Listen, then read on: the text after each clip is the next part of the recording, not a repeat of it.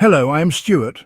Before we start, we want to share that this video uses AI for graphics and voice, but all the information is manually researched by our team.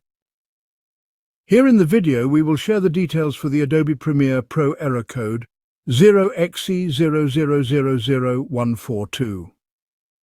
The error reads, "The application was unable to start correctly." As per our research, the error occurs when users try to launch Adobe Premiere Pro. Some users reported facing this issue right after purchasing the software, while others experienced it randomly.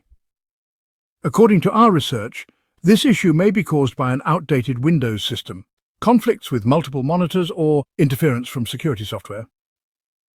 First, make sure your Windows system is fully updated. If there are any pending updates, install them and check if the error is resolved. If you are using multiple monitors for editing, try turning off your secondary monitor completely. Some users reported that Premiere Pro only launches properly when a single monitor is in use. If your monitor's power button doesn't fully turn it off, unplug the HDMI cable and then try launching Premiere Pro again.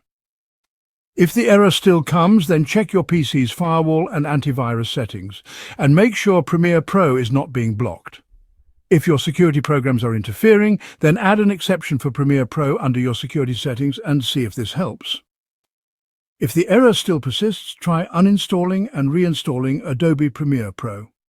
Once reinstalled, launch the application and check if the issue is resolved. If nothing works, consider downloading an older version of Adobe Premiere Pro. Some users have found that rolling back to a previous version helped fix the issue. At last, if nothing helps, then reach out to the Adobe support and report the issue. Thanks for watching. This is all we have for the error. If this video helped, don't forget to like, share and subscribe. Have any questions or issues? Drop them in the comments below. See you in the next one.